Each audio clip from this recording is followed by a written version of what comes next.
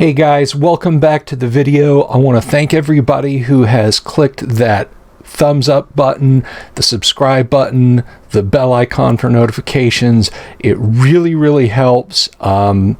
It's been amazing, the outpouring of support from you guys during this time, not just for the reporting on the OGL situation with Wizards of the Coast, but all of the content we do, the live streams, the Let's Plays, the Tales of Tabletop Triumph. We've got another one of those coming Monday.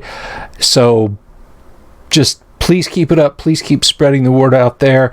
And before we get into it, I just want to remind everybody this video is sponsored by my friends over at Hellebarde Games. Hellebarde publishes the modules that they'd like to play with offerings for OSR, Castles and Crusades 5th edition. No matter what the rules that you use, old school gaming is at the table. You can grab Hellebarde modules on DriveThruRPG or via the Hellebarde website at hellebardegames.com.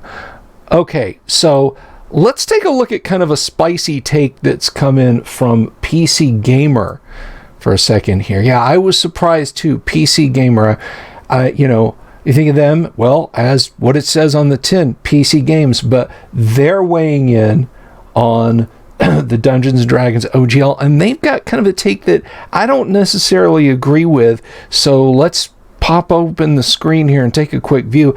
PC Gamer is saying Dungeons & Dragons OGL isn't worth fighting for. Wizards of the Coast is forcing fans into a struggle for the future of the game, but you don't have to play by its rules.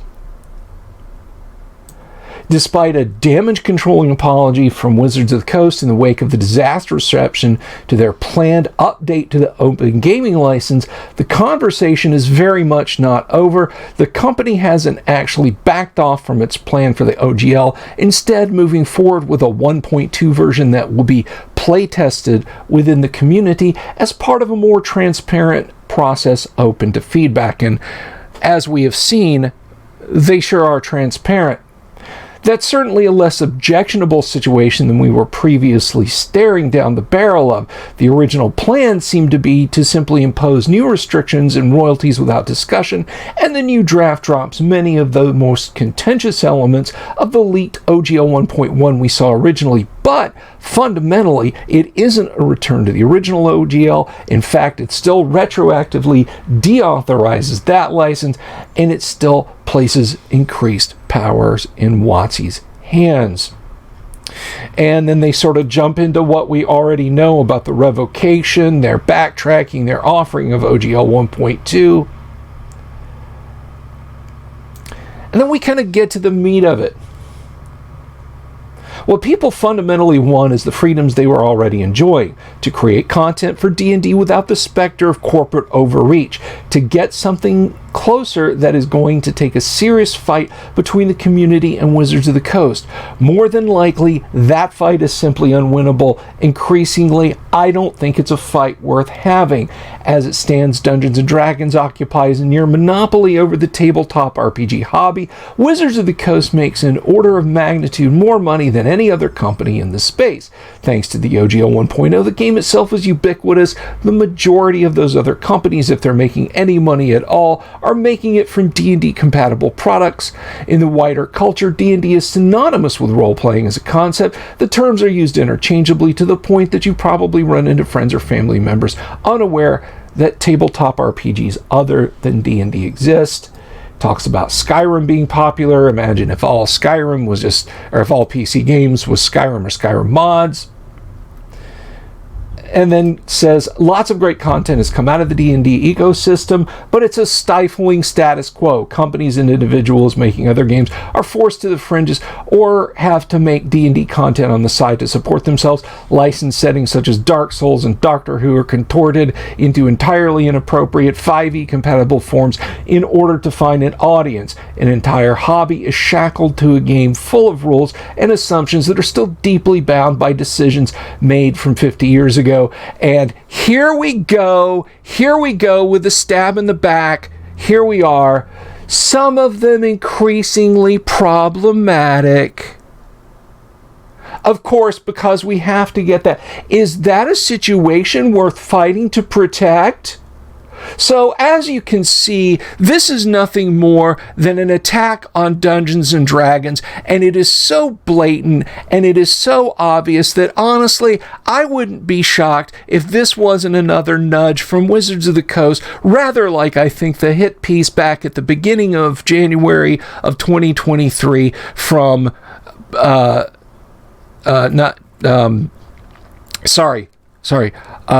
NewsHour, had a moment there, from PBS NewsHour was, and honestly, it's using the same tired tropes. Old D&D might be problematic. Don't you want to maybe shift to something else?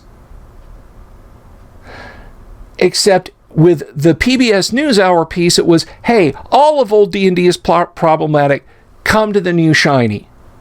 This is saying, hey, why even bother trying to fight? Old D&D is problematic. You should probably go play something else. So once again, you can see a pattern here, a pattern of trying to push away the people who still cling to old D&D.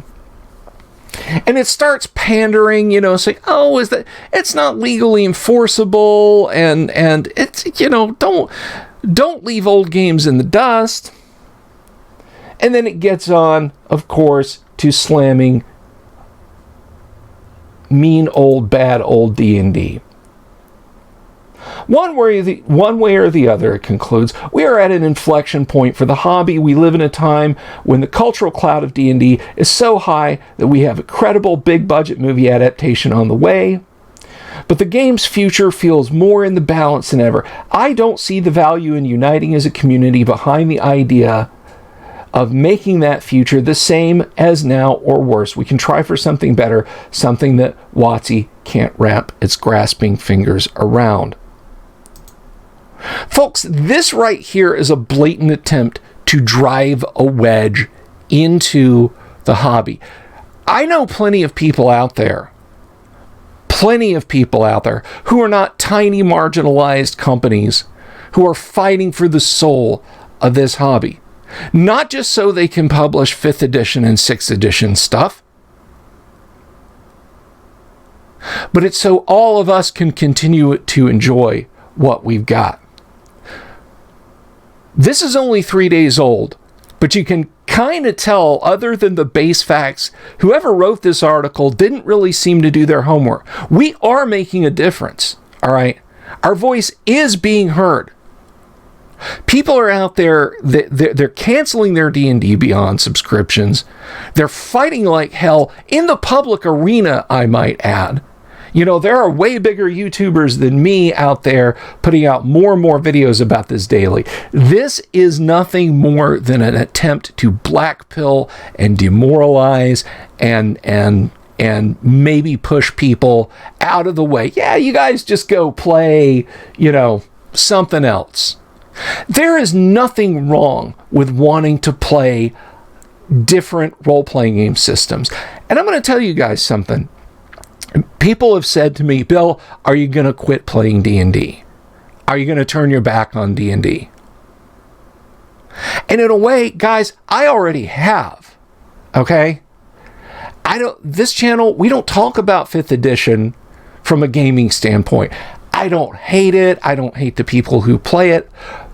But the difference between classic Dungeons and Dragons, original D&D, 1st edition advanced D&D, all the forms of basic, yes, even 2nd edition AD&D, are so different and so alien from everything that's come since, we might as well be playing a completely different game. Now, the unfortunate reality is that those 2 little letters and an ampersand are stamped on the game that we love, no matter how different it is from what WotC is currently publishing. But we are playing a different game, guys, and we are fighting for a different game. So this PC Gamer article is not, it is an attempt to spread FUD, in my opinion. Fear, uncertainty, and doubt. But as always, I want to know what you guys think. So if you like this video, please give it a thumbs up. leave a comment below. Let me know what you guys think about PC Gamer's kind of spicy take on this. And of course, click the subscribe button, click the bell icon for notifications.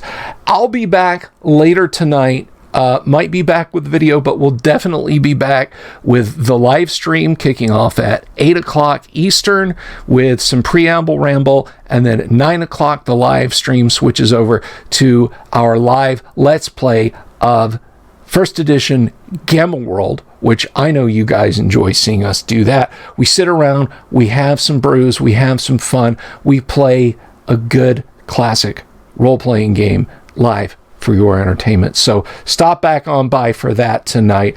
And like I said, leave a comment and tell me what you think of this article. I'll link to the article so you can go read it. I just kind of gave it the once over for you guys, but I find it very disagreeable. Anyway, that's all I've got for now. Have a great afternoon, guys, and we'll see you tonight. Peace, everybody. Keep up the good fight.